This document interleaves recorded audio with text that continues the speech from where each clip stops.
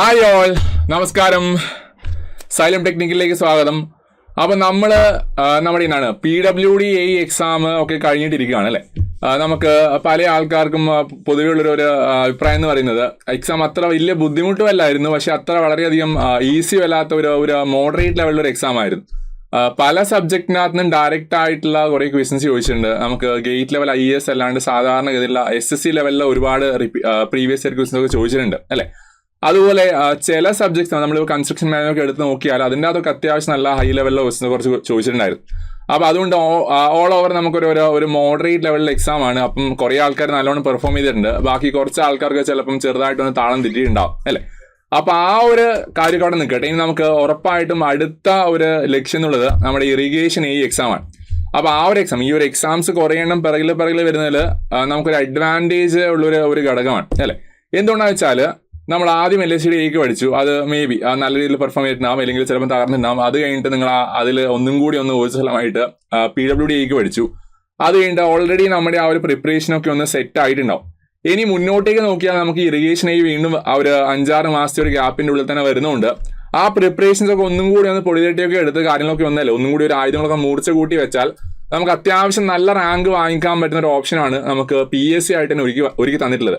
അപ്പോൾ അതുകൊണ്ട് ഇനി നമ്മൾ ഓൾറെഡി പഠിച്ച ആൾക്കാർക്ക് ഇനി മുന്നോട്ടേക്കുള്ള ആ ഒരു റിവിഷനിലേക്കുള്ള അപ്രോച്ച് എന്താണെന്നാണ് ഞാനിവിടെ ഒരു 100 ഡേ ഷെഡ്യൂൾ ഇട്ട് തന്നിട്ടുള്ളത്, നമ്മൾ ഡിസ്കസ് ചെയ്യാൻ പോകുന്നത്. ഇനി ആ ഒരു അത്യാവശ്യം പ്രിപ്പയർ ചെയ്യാത്ത ആൾക്കാരൊക്കെ ഉണ്ടെങ്കിൽ നമുക്ക് അത്യാവശ്യം ഇനി ഈ പറയുന്ന മാർച്ച് കഴിഞ്ഞിട്ട് ഏപ്രിൽ, മെയ്, ജൂണ്, ജൂലൈയിലാണ് എക്സാം പറയുന്നത് റൈറ്റ്. ജൂലൈ മേ ബി ഒരു 10-ന് വരികയാണെങ്കിൽ നമുക്ക് ഏകദേശം ആ ഒരു ഓൾ ടൂർ നോക്കിയാൽ ഒരു 150 ഡേയ്സിൻ്റെ അടുത്താണ് എക്സാക്ട്ലി ഒരു അപ്രോക്സിമേറ്റ് ആയിട്ട് നമുക്ക് ഈ ഒരു എക്സാം ഉണ്ടാവുക എന്നുള്ളത് അങ്ങ് നമുക്ക് അസ്യൂം ചെയ്യാം. അത് ജൂലൈയിലാണ് പൊതുവേ പല എക്സാംസും ഒരു ഈ ലെവൽ എക്സാംസും ഒക്കെ പലപ്പോഴായിട്ട് നടക്കുന്നത് ആ ഒരു ജൂലൈയിലായതുകൊണ്ട് ജൂലൈക്ക് നമുക്ക് കുറച്ചും കൂടി ആ ഒരു സ്ട്രെസ് കൊടുക്കാം. അപ്പോൾ ആ 150 ഡേയ്സ് ഉള്ളതുകൊണ്ട് ഇനി ബാക്കിയുള്ള ആൾക്കാർക്കും ഈ 100 ഡേയ്സിന് ഒരു ഇൻറ്റു 1.5 ചെയ്തിട്ട് ആ എല്ലാ കാര്യങ്ങളും ഒന്ന് ആ നമ്പർ ഓഫ് ഡേയ്സ് ഒക്കെ ഓരോ സബ്ജക്റ്റ് ഞാൻ കൂടുതൽ നമ്പർ ഓഫ് ഡേയ്സ് ഒക്കെ വേണമെങ്കിൽ ഒരു 1.5 വെച്ച് മൾട്ടിപ്ലൈ ആയിട്ട് അതിന് കറസ്പോണ്ട് ആയിട്ട് നിങ്ങൾക്ക് പഠിക്കാവുന്നതാണ് റൈറ്റ്. അപ്പോൾ നമ്മൾ ഈ ഒരു കേസിൽ ഞാൻ കഴിഞ്ഞ ഒരു ഇറിഗേഷൻ പ്ലസ് PWD ഒരുമിച്ചാണ് നടന്നിട്ടുണ്ടായിരുന്നത്. അപ്പോൾ അതിൽ നമുക്ക് ആ ഇനി വരാൻ പോകുന്ന ആ ഒരു ഇറിഗേഷൻ എക്സാമിന് ആ കഴിഞ്ഞു പോയിട്ടുള്ള ആ ഒരു എക്സാമിൻ്റെ ആ ഒരു ഇറിഗേഷന് വേണ്ടി നടന്നിട്ടുള്ള ആ ഒരു എക്സാമിൻ്റെ ആ ഒരു ഒന്ന് റിലേറ്റ് ചെയ്യാം. അപ്പോൾ ഇതിൽ സ്ട്രെങ്ത് ഓഫ് മെറ്റീരിയൽസിൻ്റെ അകത്ത് 5 മാർക്കിന് ചോദിച്ചിട്ടുണ്ടായിരുന്നു, സ്ട്രക്ചർ അനാലിസിസിൻ്റെ അകത്ത് 5 മാർക്കിന് ചോദിച്ചിട്ടുണ്ട്, ഫ്ലൂയിഡ് മെക്കാനിക്സിൻ്റെ അകത്തുനിന്നും 5 മാർക്കിന് ചോദിച്ചിട്ടുണ്ട്. അതിൽ ഇറിഗേഷൻ പ്ലസ് ഹൈഡ്രോളജി ടോട്ടൽ 5ആണ്. അതിൽ പൊതുവേ ആ ഒരു PWD ഇറിഗേഷൻ AE എക്സാംസിൽ ഹൈഡ്രോളജിക്കാണ് കമ്പാരിറ്റീവ്ലി നിങ്ങൾ ഈ കഴിഞ്ഞ PWD എക്സാം നോക്കിയാൽ ആ ഒരു വെയിറ്റേജ് കുറച്ചും കൂടി കൂടുന്നത്. അപ്പോൾ അതിൻ്റെ അകത്ത് ഹൈഡ്രോളജിക്ക് 4 മാർക്കും ഇറിഗേഷൻ്റെ അകത്ത് ആ ഒറ്റ ഒരു ക്വസ്റ്റ്യൻ മാത്രമേ വന്നിട്ടുണ്ടായിരുന്നുള്ളൂ. സർവേന്റെ കേസിൽ 6 മാർക്കുണ്ട്, എസ്റ്റിമേഷൻ്റെ അകത്ത് 3 ആയിരുന്നു, BM പ്ലസ് BCനകത്ത് 10 മാർക്കിന്റെ ക്വസ്റ്റ്യൻ വന്നിട്ടുണ്ട്, കോൺക്രീറ്റ് ടെക്നോളജിന്റെ അകത്ത് 8 മാർക്കിന്റെ ക്വസ്റ്റ്യൻ വന്നിട്ടുണ്ട്. അതുപോലെ കൺസ്ട്രക്ഷൻ മാനേജ്മെന്റിന്റെ കേസ് ആണെങ്കിൽ 3 മാർക്കിന്റെ ക്വസ്റ്റ്യൻ ആണ്, എൻവയോൺമെന്റിന്റെ അകത്ത് 10, RCCന്റെ അകത്ത് 16 ആണ്, സ്റ്റീലിന്റെ അകത്ത് 4 മാർക്കാണ്, ജിയോടെക്കിന്റെ അകത്ത് 10 അല്ലേ. ജിയോടെക് നമ്മൾ PWDക്കാർ കംപ്ലീറ്റ്ലി അങ്ങ് വെട്ടിക്കളഞ്ഞു. അത് അടുത്ത എക്സാമിന് എന്തായാലും ക്വസ്റ്റ്യൻസ് വരുമായിരിക്കും. ട്രാൻസ്പോർട്ടേഷൻ എഞ്ചിനീയറിംഗിന്റെ അകത്തും ആ ഒരു 10 മാർക്കാണ്. അപ്പോൾ ഈ ഒരു കംപ്ലീറ്റ് ഡിസ്ട്രിബ്യൂഷന്റെ ബേസിൽ നിങ്ങൾക്ക് ഏകദേശം ആ ഒരു സെയിം ഡിസ്ട്രിബ്യൂഷൻ്റെ അത് ചെറിയ കുറച്ച് ഏറ്റക്കുറച്ചിലുകൾ മാത്രമേ പൊതുവെ എക്സാമിനുണ്ടാവും. ഈ കഴിഞ്ഞ എക്സാം ഒരു വല്ലാത്തൊരു ഓഫ് കേസ് ആയിപ്പോയി അല്ലേ. കംപ്ലീറ്റ് ആ 10 മാർക്ക് ഫുള്ളി ഒഴിവാക്കിയിട്ട് അത് എൻവയോൺമെന്റിൽ ഇരുതായിട്ട് ചോദിച്ചു. അപ്പോൾ അങ്ങനത്തെ കേസൊക്കെ വളരെ വിരളമായിട്ട് എന്തെങ്കിലും അബദ്ധം കാരണമൊക്കെ സംഭവിച്ചതായിരിക്കാം.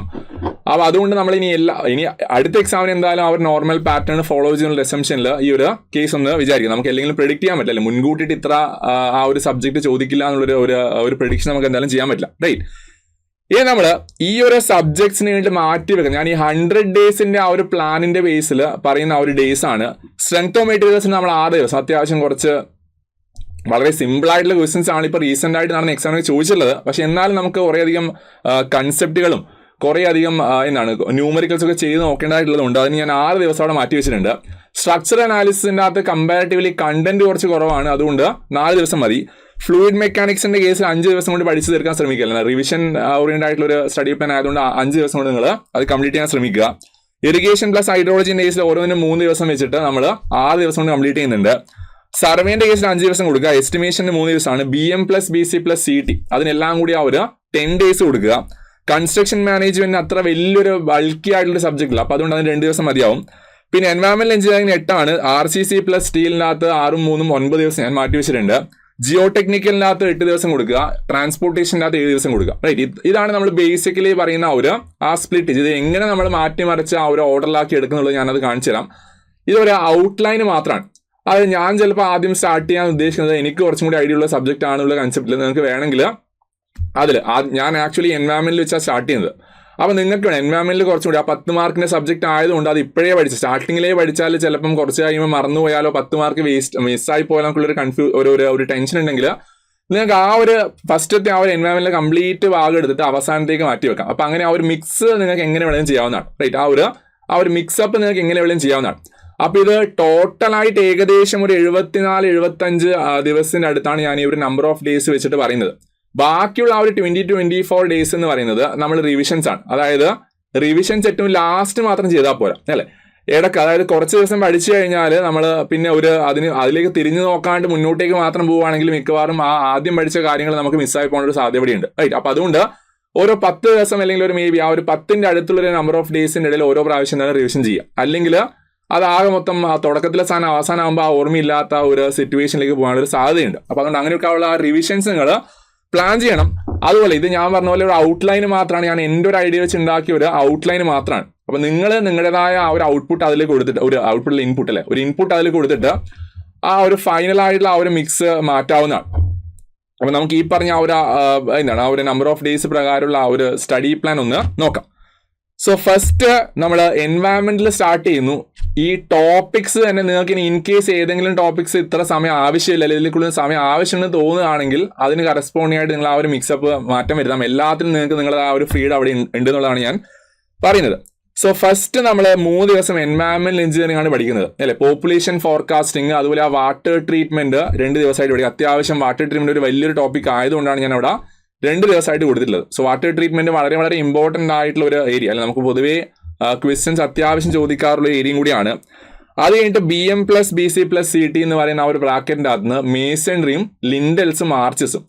ഇതിൽ ടോപ്പിക്സ് എന്ന് പറഞ്ഞാൽ ജസ്റ്റ് തിയറി പഠിക്കൽ മാത്രമല്ല, ഞാൻ ഇത് കഴിഞ്ഞിട്ട് സെപ്പറേറ്റ് ആയിട്ട് ആ ക്വസ്റ്റ്യൻ ഡിസ്കഷൻ എന്നുള്ള രീതിയിൽ ടൈം വെക്കുന്നില്ല. അപ്പം നിങ്ങൾ ഈ ടോപ്പിക്സ് ഓൾറെഡി പഠിച്ചതായതുകൊണ്ട് അതിന്റെ റിവിഷൻ ഷോർട്ട് നോട്ട്സ് ഒക്കെ കയ്യിലുണ്ടാവും. അതൊക്കെ ഒന്ന് കാര്യമായിട്ട് വായിച്ചു നോക്കുക. ക്വസ്റ്റ്യൻസ് ചെയ്യാന്നുള്ളതാണ് നമ്മുടെ ഒരു ഐഡിയ. എൻവയറമെന്റൽ ആയാലും ഏത് സബ്ജക്റ്റ് ആയാലും നിങ്ങൾ ആ ഷോർട്ട് നോട്ട്സ് വെച്ചിട്ട് കംപ്ലീറ്റ് ആയിട്ട് പഠിക്കുകയാണെങ്കിൽ അതിന് കൂടുതൽ സമയം വേണ്ടി. അപ്പം നിങ്ങൾ അതിന് കറസ്പോണ്ടിങ് ആയിട്ട് ആ ഒരു നമ്പേഴ്സ് എക്സ്പാൻഡ് ചെയ്യുക. അതല്ലാത്ത പക്ഷം ക്വസ്റ്റ്യൻസ് നിങ്ങൾ ആ ജസ്റ്റ് ആ കാര്യം റിവൈസ് ചെയ്യുന്നു, അതിന് ക്വസ്റ്റ്യൻസ് ചെയ്യുന്നു, ആ രീതിയിൽ മുന്നോട്ടേക്ക് പോവുക. ഒരു നോൺ സ്റ്റോപ്പ് ആയിട്ട് ഒരു 100 ഡേയ്സ് കൊണ്ട് നമ്മൾ എൻവയറമെന്റൽ ഇറിഗേഷൻ എന്ന് പറയുന്ന ആ ഒരു പോസ്റ്റ് കൈപ്പിടിയിൽ ഒതുക്കാനുള്ള ഒരു ശ്രമമാണ് നമ്മൾ നടത്തുന്നത്. റൈറ്റ്, ഇനി അതുപോലെ next day 5 foundations, floor and floorings, roof and roof coverings, ആ ഒരു കംപ്ലീറ്റ് ടോപ്പിക്സ് നോക്കുക. പിന്നെ അത് കഴിഞ്ഞ് ഡേ 6 and 7 എൻവയറമെന്റിലാണ് സീവർ സിസ്റ്റം ആൻഡ് എപ്പർട്ടൻസസ്, അതുപോലെ ഡിസൈൻ ഓഫ് സീവേഴ്സും ക്യാരക്ടറിസ്റ്റിക്സ് ഓഫ് സീവേഴ്സ്, ആ ഒരു കംപ്ലീറ്റ് ടോപ്പിക്സ് നോക്കേണ്ടതായിട്ടുണ്ട്. അപ്പൊ അതുപോലെ നമ്മൾ ഒരേ സബ്ജക്ട് തന്നെ കണ്ടിന്യൂസ് ആയിട്ട് പഠിക്കാണ്ട് നമ്മൾ ആദ്യം മുതലേ അല്ലേ ഫസ്റ്റ് പണ്ട് മുതലേ പറയുന്ന കേസാണ് ആ ഒരു മിക്സ് ചെയ്ത് പഠിക്കാൻ വേണ്ടിയിട്ട്. അപ്പൊ അതുകൊണ്ട് ആ ഒരു സെയിം സ്ട്രാറ്റജി നമുക്ക് ആ ഒരു ബോറടി ഇല്ലാണ്ട് അല്ലെങ്കിൽ ഒരു സബ്ജക്ട് സ്റ്റാർട്ട് ചെയ്ത് അത് അവസാനം ആ ഒരു സാധനം തന്നെ പോയി പോകുന്ന സമയത്ത് അല്ലേ പൊതുവെ നമുക്കൊരു മടുപ്പ് പിടിച്ചിട്ട് മിക്കവാറും അവസാനത്തെ ഭാഗങ്ങൾ മിക്ക സബ്ജക്റ്റും ആരും പഠിക്കാത്തൊരു സിറ്റുവേഷൻ ഉണ്ടാവാറ്. റൈറ്റ്, അപ്പൊ അതുകൊണ്ട് ആ ഒരു മിക്സ് ചെയ്ത് ഒന്നോ രണ്ടോ അല്ലെങ്കിൽ 3 അല്ലെങ്കിൽ 4 സബ്ജക്ട്സ് നിങ്ങൾ മിക്സ് ചെയ്യുക. അതൊക്കെ മിക്സ് ചെയ്ത് പഠിക്കാൻ നോക്കുക. റൈറ്റ്, അതാണ് ഏറ്റവും ബെസ്റ്റ് ആയിട്ടുള്ള ആ ഒരു മോണോട്ടണി ഒഴിവാക്കാനുള്ള ഒരു ഏറ്റവും ബെസ്റ്റ് പ്രോസസ്. റൈറ്റ്, അത് കഴിഞ്ഞിട്ട് വീണ്ടും BM plus BC plus CT, bricks, stone, അതുപോലെ ടിമ്പർ ആൻഡ് മോട്ടാറിലേക്ക് വന്നു.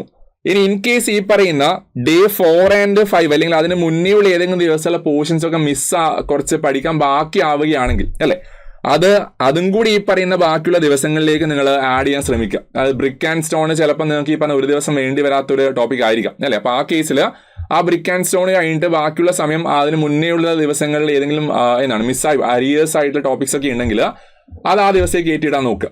റൈറ്റ്, അത് ടിമ്പർ ആൻഡ് മോട്ടാർ കഴിഞ്ഞു. പിന്നെ ഡേ 10 എൻവയറമെന്റൽ എഞ്ചിനീയറിംഗിലെ സീവേജ് ട്രീറ്റ്മെന്റ് വന്നു. അത് കഴിഞ്ഞ് ഡേ 11 10 ദിവസം കഴിഞ്ഞു. ഏറ്റവും മാക്സിമം നിങ്ങൾ ഒരു സ്ട്രെച്ചിൽ പഠിക്കാൻ പറ്റുന്ന നമ്പർ ഓഫ് ഡേയ്സ് എന്ന് പറഞ്ഞാൽ 10 ദിവസമായിട്ട് നിങ്ങൾ ആ ഒരു ടാർഗറ്റ് വെക്കുക. 10 ദിവസം നിങ്ങൾ കണ്ടിന്യൂസ് ആയിട്ട് സാധനങ്ങൾ പഠിക്കുകയാണെങ്കിൽ ആ ഒരു 11ാമത്തെ ദിവസം നിങ്ങൾ റിവിഷൻ ചെയ്യുക അല്ലെ. ഞാൻ ആ 11 എന്ന് പറയുന്ന ഡേ ഈ പറഞ്ഞല്ലോ ഇനി അങ്ങോട്ടേക്ക് പോകുമ്പോൾ ചിലപ്പോൾ അത് 9, 8, 7 ഒക്കെ ഉണ്ടാവുള്ളൂ, റൈറ്റ്. അപ്പോൾ അതുകൊണ്ട് മാക്സിമം ആ ഒരു 10 days കഴിഞ്ഞാൽ ആ ഒരു കംപ്ലീറ്റ് ഡേ റിവിഷൻ, അതായത് അതിന് മുന്നേ പഠിച്ച കാര്യങ്ങൾ ഒന്ന് ഷോർട്ട് നോട്ട്സോ അല്ലെങ്കിൽ അതിൻ്റെ ഇക്വേഷൻ ബുക്കൊക്കെ ഉണ്ട്, ഇക്വേഷൻ്റെ ഒക്കെ ഒരു സ്റ്റിക്കി നോട്ട്സോ അല്ലെങ്കിൽ അതൊക്കെ പേജൊക്കെ എഴുതി വെച്ച് അതൊക്കെ എടുത്ത് മറിച്ച് നോക്കുക. റാൻഡമായിട്ട് എന്ത് ചെയ്യുക, റാൻഡമായിട്ട് ഏതെങ്കിലും ബുക്സിൻ്റെ അന്ന് ക്വസ്റ്റ്യൻസ് എടുത്ത് ചെയ്ത് നോക്കുക. നമ്മൾ ഓൾറെഡി പഠിച്ച ആ ബുക്സ് ഒക്കെ തന്നെ ആയിരിക്കാം, എന്നാലും റാൻഡമായിട്ട് ആ ഓരോ ടോപ്പിക്സിനാലും ക്വസ്റ്റ് ചെയ്ത് നോക്കുക.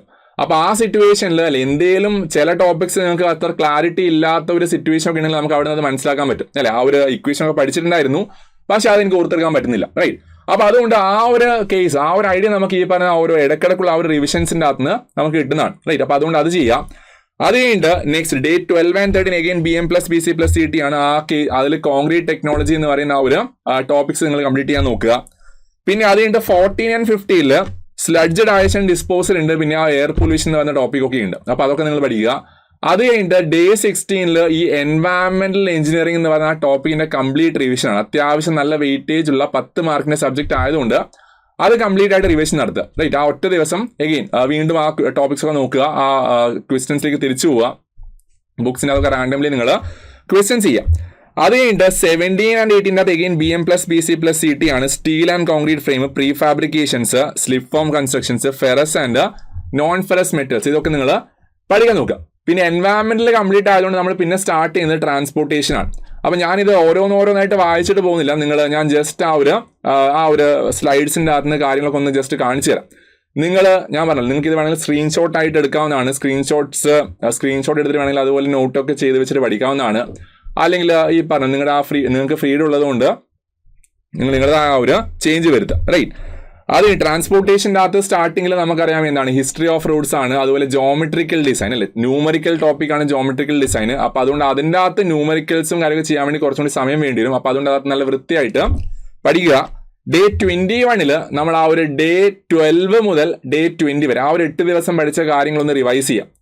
അതിൻ്റെ അകത്ത് എൻവയറമെന്റിന്റെ റിവിഷൻ ഓൾറെഡി കഴിഞ്ഞതുകൊണ്ട് ആ BM+BC+CT ഇത് മെയിൻലി നിങ്ങൾ ആ ഒരു BM+BC+CT ഇതിൻ്റെ അകത്ത് ആ ഒരു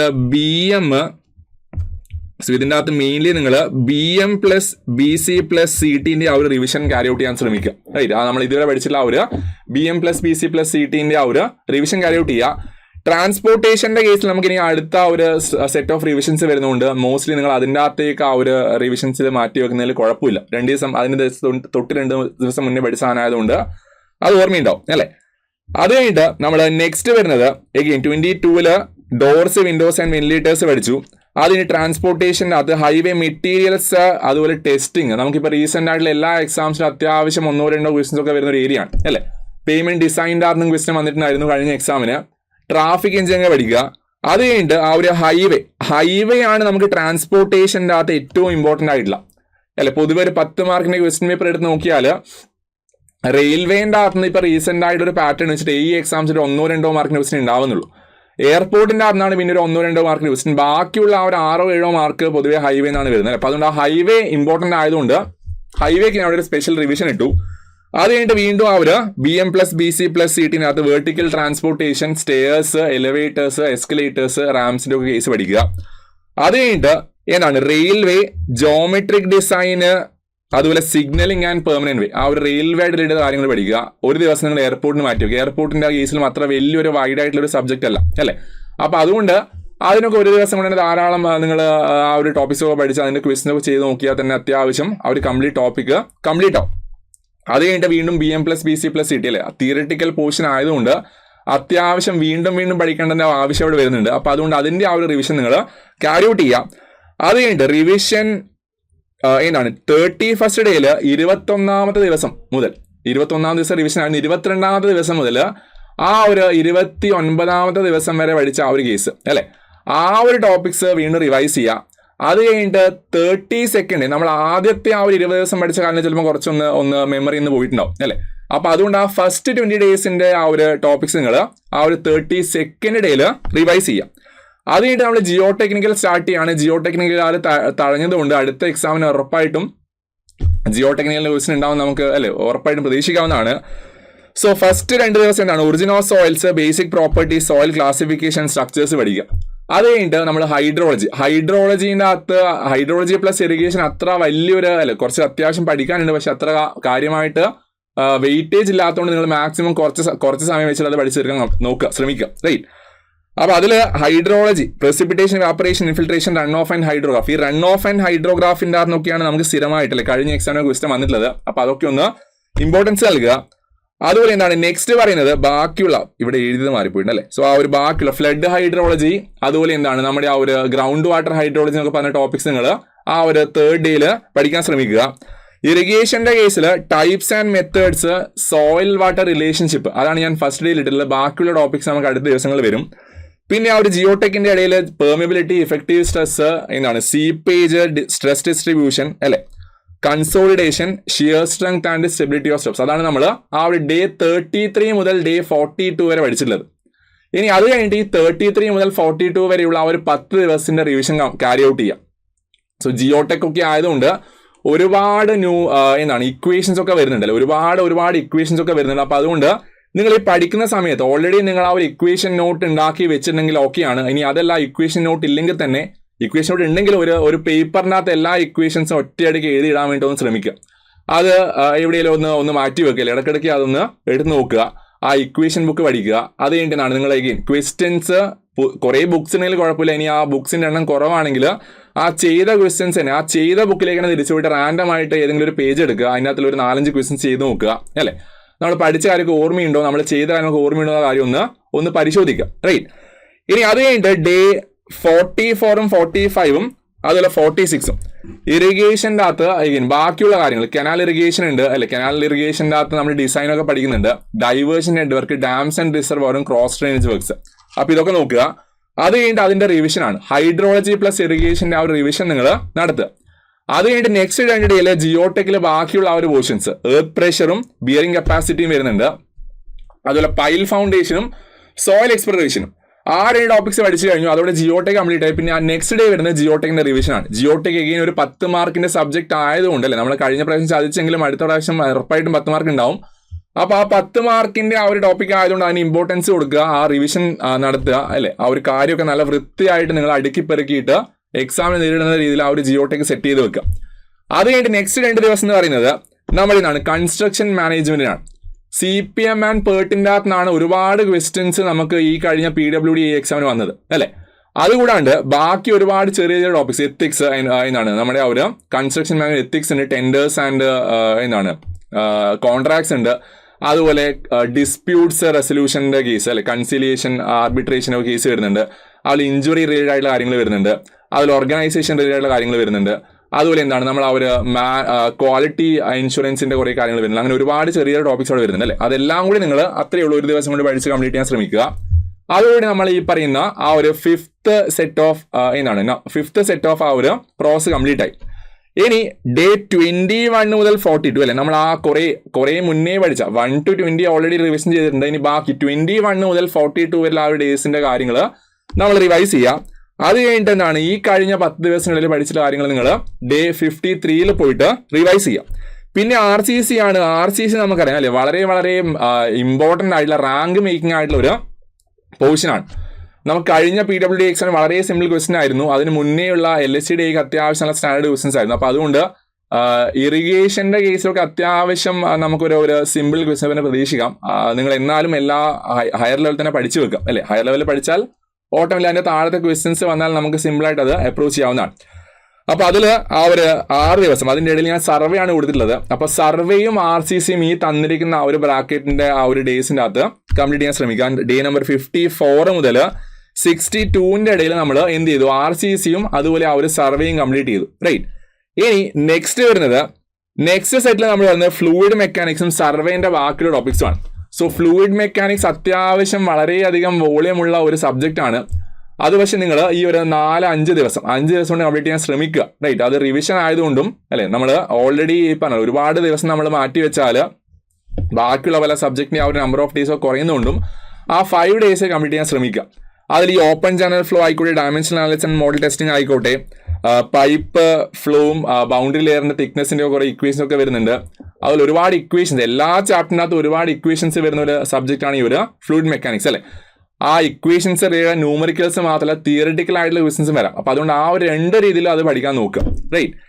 ഇനി അത് കഴിഞ്ഞിട്ട് നമ്മൾ വീണ്ടും റിവിഷൻസ് ചെയ്യുക. 64 to 70 ഈ പറഞ്ഞ ഫ്ലൂയിഡ് മെക്കാനിക്സ് ആൻഡ് സർവേന്റെ ടോപ്പിക്സ് റിവൈസ് ചെയ്യുക. അതുപോലെ അതിന് മുന്നേ ഉള്ള ആ ഒരു 44 മുതൽ 62 വരെയുള്ള ആ ഒരു ഡേയ്സ് നമ്മൾ പഠിച്ചിട്ടുള്ള കൺസ്ട്രക്ഷൻ മാനേജ്മെന്റ്, അതുപോലെ RCC, അതുപോലെ എന്താണ് ആ ഒരു സർവേന്റെ ഇനീഷ്യൽ ടോപ്പിക്സ് ഒക്കെ കൂടി നിങ്ങൾ റിവൈസ് ചെയ്യാം. അത് കഴിഞ്ഞിട്ട് പിന്നെ വരുന്നത് നമ്മുടെ എന്താണ് മെക്കാനിക്സ് ഓഫ് സോളിഡ്സ് അല്ലെ, സോം ആണ്, സ്ട്രെങ്ത് ഓഫ് മെറ്റീരിയൽസ് അല്ലെങ്കിൽ മെക്കാനിക്സ് ഓഫ് സോളിഡ്സ് ആണ്. അത് അഗെയിൻ 5 മാർക്കിന്റെ ഒരു സബ്ജക്ട് ആകും. 5 or 6 ചോദിക്കുകയാണ്. എന്നാൽ ആ ഒരു 5 മാർക്കിന്റെ സബ്ജക്ട് ആയതുകൊണ്ട് ഡെസിഗ്നേറ്റഡ് ആയിട്ട് 5 മാർക്ക് ആയത് കാരണം അതിനെ എഗെയിൻ ഒരു 6 ദിവസം കംപ്ലീറ്റ് ചെയ്യാൻ നോക്കുക. ഒരുപാട് എഗെയിൻ ഇക്വേഷൻസ് അല്ലെ, ഈ പറയുന്ന ലാസ്റ്റത്തെ സബ്ജക്ട്സ് നമുക്ക് ഒരുപാട് ഇക്വേഷൻസ് വരുന്നുണ്ട്. അപ്പൊ ആ ഇക്വേഷൻസ് മെമ്മറൈസ് ചെയ്യാന്നുള്ളതാണ് മെയിൻ ആയിട്ടുള്ള അജണ്ട. അപ്പൊ ഓരോ ദിവസവും ആ ഇക്വേഷൻ ഒക്കെ എഴുതി വെക്കുന്നത് നിങ്ങൾ ആ ദിവസം രാത്രിയും പഠിക്കുക. അതുപോലെ നമ്മൾ പിന്നെ ഒരു 10 ദിവസം കഴിഞ്ഞിട്ട് പറഞ്ഞ റിവിഷന്റെ ആ ഒരു സമയത്തും വൃത്തിയായിട്ട് അത് റിവൈസ് എടുക്കാൻ ശ്രമിക്കാം. റൈറ്റ്. അത് കഴിഞ്ഞിട്ട് എസ്റ്റിമേഷൻ വരുന്നുണ്ട്. എസ്റ്റിമേഷന് ശേഷം പിന്നെ നമ്മൾ ബാക്കി വരുന്നത് സ്ട്രക്ചറൽ അനാലിസിസും ആ ഒരു സ്റ്റീലുമാണ്. അപ്പൊ ഡേ നമ്പർ 90 ആകുമ്പോഴത്തേക്ക് നമ്മൾ എന്ത് ചെയ്തു, ഈ ഒരു കംപ്ലീറ്റ് സബ്ജക്ട്സ് കംപ്ലീറ്റ് ചെയ്തു വിത്ത് പ്രോപ്പർ റിവിഷൻ ആണ്. അത് കഴിഞ്ഞ് ഡേ നമ്പർ 91 മുതൽ 100 വരെ പിന്നെ എന്താണ് ഈ കാണിച്ചതുപോലെ ഓരോ 10 മാർക്കോ അതിൽ കൂടുതലോ വെയിറ്റേജുള്ള സബ്ജക്ട്സിന് ഒരു ദിവസം തന്നെ കൊടുക്കുക. അതുകൂടാണ്ട് ആ 10 താഴെയുള്ള ഒരു സബ്ജക്റ്റ് ആണെങ്കിൽ അതിൻ്റെ അകത്ത് അല്ലെ ഒരു 2-3 സബ്ജക്ട് കമ്പൈൻ ചെയ്തിട്ട് നിങ്ങൾ പഠിക്കാൻ നോക്കുക. അപ്പൊ ഞാനിവിടെ കൊടുത്തിട്ടുള്ളത് എൻവയറമെന്റില് ഡേ 92 ആണ്, 93 transportation, 94 Jio technical, 95 fluid mechanics, 96 hydrology irrigation plus construction management, 97 BM plus BC, പിന്നെ അത് കഴിഞ്ഞിട്ട് 98 RCC, 99 CT plus steel, 100 survey plus estimation. അതുപോലെ നിങ്ങൾ ചിലപ്പോൾ ഈ ഒരു കംപ്ലീറ്റ് സിലബസ് അല്ല ഈ ഒരു പ്ലാൻ എടുത്ത് നോക്കിയാൽ അവസാനം പഠിച്ച സബ്ജക്റ്റുകൾക്ക് ഞാൻ മിക്കവാറും അവിടെ ആ ഒരു സിംഗിൾ ഡേ ഓരോന്നും മാറ്റി വെച്ചിട്ടില്ല അല്ലെ. തുടക്കത്തിൽ ഒരു 50-60 ദിവസം പഠിച്ച സബ്ജക്റ്റിനൊക്കെ തന്നെ നമ്മൾ എന്ത് ചെയ്തിട്ടുണ്ട്, ഓരോ ഡേയ്സ് അവിടെ മാറ്റി വെച്ചിട്ടുണ്ട്. ഇത് നമ്മൾ ആ ലാസ്റ്റിലോട്ട് പഠിച്ച സാധനങ്ങളായതുകൊണ്ട് അതിന് ഞാൻ ജസ്റ്റ് ഈ പറയുന്ന ആ 90-90-യും 91-ന്റെയും 100-ന്റെയും ഇടയിൽ ആ ഒരു ഡേന്റെ ഇടയിൽ മാത്രമേ റിവിഷൻ പ്ലാൻ ചെയ്തിട്ടുള്ളൂ. അത് കുറച്ചുകൂടി ഓർമ്മയുള്ളതുകൊണ്ട് അത്ര മതിയുള്ളൊരു കേസിൽ നിങ്ങൾക്ക് ഇനി ഇതിൻ്റെ അകത്ത് മോഡിഫിക്കേഷൻസ് എങ്ങനെ വേണമെങ്കിലും വരുത്താവുന്നതാണ്. അതുപോലെ വേറൊരു കാര്യം ഞാൻ ആഡ് ചെയ്യുന്നത് പറഞ്ഞാൽ നമ്മൾ ഓരോ ലെവലിൽ ഒരു 30 ഡേയ്സ് ആയിക്കോട്ടെ അല്ലെങ്കിൽ ഒരു 20 ഡേയ്സ് എടുക്കാം അല്ലെ. 20 ഡേയ്സിന്റെ ഗ്യാപ്പിൽ നമ്മൾ കഴിഞ്ഞ 2020 മുതൽ ഇങ്ങോട്ടേക്കുള്ള 2021 LSCD ഉണ്ട്, 2022 PCB വേണ്ട, 2023 നമ്മുടെ എന്താണ് 2020 PWD ഒന്ന് നോക്കാം. 2020 PWD നടന്നിട്ടുണ്ട്, 2021 LSCD നടന്നിട്ടുണ്ട്, 2023 എന്താണ് 2023 നമ്മുടെ PWD ഇറിഗേഷൻ എക്സാം നടന്നിട്ടുണ്ട്, അത് 24 ഹാർബറിന്റെ എക്സാം നടന്നിട്ടുണ്ട്, 23 പോളി ലെക്ചറിന്റെ എക്സാം. അതിൻ്റെ അകത്ത് പിന്നെ നമ്മുടെ ആ ഒരു ബാക്കി ഒരു 30 മാർക്കിന് ജനറൽ ടോപ്പിക്സ് ഉള്ളത് അത് വേണമെങ്കിൽ ഒഴിവാക്കിയിട്ട് ബാക്കി 70 മാർക്ക് നോക്കിയാൽ മതി. അത് കഴിഞ്ഞിട്ട് ഈ കഴിഞ്ഞ 6 മാസത്തിനിടയിൽ നമ്മുടെ എന്താണ് LSCD നടന്നിട്ടുണ്ട്, PWD നടന്നിട്ടുണ്ട് അല്ലേ. അപ്പോൾ ഈ ഒരു 7ന്റെ അകത്ത് ഏതെങ്കിലും ഒരു 5 ക്വസ്റ്റ്യൻ പേപ്പർ നിങ്ങൾ സെറ്റാക്കി വെക്കുക. അത് കഴിഞ്ഞിട്ട് ആ 20ാമത്തെ ദിവസം 20th ഡേയിൽ ആ ഒരു 1.5 hours അത് രാവിലെ തന്നെ ചെയ്യാൻ ശ്രമിക്കുക. ആ എക്സാമിൻ്റെ ടൈമിംഗ് പീരീഡിന് ഇടയ്ക്ക് പോയിട്ട് ആ ക്വസ്റ്റ്യൻ പേപ്പർ എടുത്ത് അതിൻ്റെ ആ ക്വസ്റ്റ്യൻ സോൾവ് ചെയ്യാൻ നോക്കുക. അപ്പോൾ ആ സമയത്തുള്ള മാർക്കൊക്കെ ഒന്ന് അനലൈസ് ചെയ്യാം. നമുക്ക് ആ കട്ട് ഓഫിൻ്റെ case 2021 cut off 2021 LSCD cut off 48.33 ആണ്. അപ്പോൾ ആ കട്ട് ഓഫിനേക്കാളും മേളിൽ അത്യാവശ്യം നല്ലൊരു മേളിലേക്ക് വരുന്ന ഒരു കേസിലുണ്ടോ നോക്കുക അല്ലേ. അത് കഴിഞ്ഞ് 2023 PWD exam irrigation exam, PWD cut off 56 ആയിരുന്നു, ഇറിഗേഷൻ്റെ കട്ട് ഓഫ് എനിക്കൊന്ന് 51.33 അങ്ങനെ എന്തോ ആയിരുന്നു. അപ്പോൾ ആ ഒരു കട്ട് ഓഫ് ക്ലിയർ ചെയ്യാൻ പറ്റുന്നത് നോക്കുക. അത് കഴിഞ്ഞിട്ട് നമ്മുടെ എന്താണ് LSCD ഹാർബറിൻ്റെ എക്സാം, അതിൻ്റെ കട്ട് ഓഫ് 50 point something ആയിരുന്നു. അപ്പോൾ ആ ഒരു കട്ട് ഓഫ് ക്ലിയർ ചെയ്യാൻ പറ്റുന്നത് നോക്കുക. അത് കഴിഞ്ഞിട്ട് അല്ലേ ഇത് ഫസ്റ്റ് 20 ഡേ കഴിഞ്ഞപ്പോഴാണ് നമ്മൾ ആദ്യം ആ ഒരു LSCD ചെയ്തത് അല്ലേ. നിങ്ങൾ എടുത്ത ക്വസ്റ്റ്യൻ ആ ഫസ്റ്റ് ക്വസ്റ്റ്യൻ ചെയ്തത് 40th ഡേയിൽ 41 or 42 നമ്മൾ ആ റിവിഷൻ്റെ ആ ഒരു ഡേ വെച്ചിട്ടുള്ളത് അല്ലേ. ആ റിവിഷൻ്റെ ഡേയിൽ ആ സെക്കൻഡ് ക്വസ്റ്റ്യൻ പേപ്പർ ചെയ്യുക. അതുകൊണ്ട് 61 or 60 നമ്മൾ അടുത്ത റിവിഷൻ ഉണ്ടാവും. ആ റിവിഷനിൽ നിങ്ങൾ 3ാമത്തെ ക്വസ്റ്റ്യൻ ചെയ്യുക. അതുകൊണ്ട് 81 or 82 നമ്മുടെ ആ ഒരു നെക്സ്റ്റ് റിവിഷൻ ഉണ്ടാവും. അപ്പോൾ ആ ദിവസം അടുത്ത ക്വസ്റ്റ്യൻ പേപ്പർ ചെയ്യുക. അതുകൊണ്ട് ഈ 100 days കഴിഞ്ഞിട്ട് വീണ്ടും ആ ഒരു നെക്സ്റ്റ് ക്വസ്റ്റ്യൻ പേപ്പർ ചെയ്യുക. അപ്പോൾ ഓരോ ക്വസ്റ്റ്യൻ പേപ്പറിനകത്ത് നിങ്ങൾ ആ ഒരു കട്ട് ഓഫിനേക്കാളും മേളിലോട്ടേക്ക് വരുന്ന ഒരു കാര്യം ഇവിടെ നടന്നുകൊണ്ടേയിരിക്കണം. എന്നാൽ മാത്രമേ നമുക്ക് അവിടെ ആ ഒരു ഗ്രോത്ത് ഉള്ളതായിട്ട് കാണാൻ പറ്റുള്ളൂ അല്ലേ. അപ്പോൾ ഈ ഒരു കാര്യം നിങ്ങൾ കാര്യമായിട്ട് ശ്രദ്ധിക്കുക. കറക്റ്റായിട്ട് ഈ ഒരു പ്ലാൻ ചെയ്ത് ഈ തന്നിരിക്കുന്ന ആ ഒരു പ്ലാന്റെ ബേസിൽ കറക്റ്റായിട്ട് പഠിച്ചിട്ട് കാര്യങ്ങൾ നീക്കാൻ ശ്രമിക്കുക.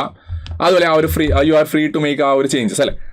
അപ്പോൾ അതൊക്കെ നോക്കുക. നമുക്ക് ഉറപ്പായിട്ടും ആ ഒരു ഇറിഗേഷൻ ഈ എക്സാമിൽ നല്ല ഉഷാറായിട്ട് ഇൻ കേസ് ഇതിന് മുന്നേയുള്ള എക്സാമിൽ ചെറിയ പോരായ്മകൾ വന്നിട്ടുണ്ടെങ്കിൽ അതൊക്കെ പരിഹരിച്ച് ഒരു നല്ല മാർക്ക് ഒരു മേ ബി ഒരു 80 ആണ് എയിം ചെയ്യുക. 80 എയിം ചെയ്യുക. ആ ഒരു 80 ഒരു 70ന്റെ മേളിൽ വാങ്ങിക്കാൻ നോക്കില്ല. ഫസ്റ്റ് റാങ്ക് അങ്ങനെ വാങ്ങിച്ച് എടുത്തിട്ട് റാങ്ക് ലിസ്റ്റിൽ കയറാനുള്ളൊരു ഒരു ശ്രമം നമുക്ക് എന്തായാലും നടത്തി നോക്കാം. റൈറ്റ്. അപ്പോൾ ഈ ഒരു ഇറിഗേഷൻ ഈ എക്സാമിന് പ്രിപ്പയർ ചെയ്യുന്ന ആൾക്കാർക്ക് വേണ്ടി നമ്മൾ ടാർഗറ്റ് ഈ സിവിൽ ബാച്ച് 2.0 ലോഞ്ച് ചെയ്തിട്ടുണ്ട്. ബാച്ച് ഓൾറെഡി റണ്ണിങ് ആണ്. നിങ്ങൾക്ക് ഇനീഷ്യലി എന്താണ് ജോയിൻ ചെയ്യുന്ന അന്ന് കംപ്ലീറ്റ് സബ്ജക്റ്റിന്റെ ക്ലാസ് അവൈലബിൾ ആയിരിക്കും. ലൈവ് ക്ലാസ് നമ്മൾ സ്റ്റാർട്ട് ചെയ്യുന്നേ ഉള്ളൂ. റെക്കോർഡ് ബാച്ചസ് നിങ്ങൾക്ക് ഓൾറെഡി കിട്ടിയിട്ടുണ്ട്. റെക്കോർഡ് ബാച്ചസ് ഓൾറെഡി നമ്മൾ റെക്കോർഡ് ആയിട്ടുള്ള വീഡിയോസ് കംപ്ലീറ്റ്ലി അതിനകത്തേക്ക് നമ്മൾ ഇട്ടിട്ടുണ്ട്. ലൈവ് ക്ലാസ് ജസ്റ്റ് നമ്മൾ സ്റ്റാർട്ട് ചെയ്യുന്നേ ഉള്ളൂ. അപ്പോൾ അതുകൊണ്ട് ലൈവായിട്ട് കാണേണ്ട ആൾക്കാരുണ്ടെങ്കിലും റെക്കോർഡായിട്ട് കാണേണ്ട ആൾക്കാരായാലും ആ ഒരു ബാച്ച് നിങ്ങൾക്ക് ഗുണമുള്ളതാണ്. അപ്പോൾ അതിൽ ജോയിൻ ചെയ്യാവുന്നതാണ്.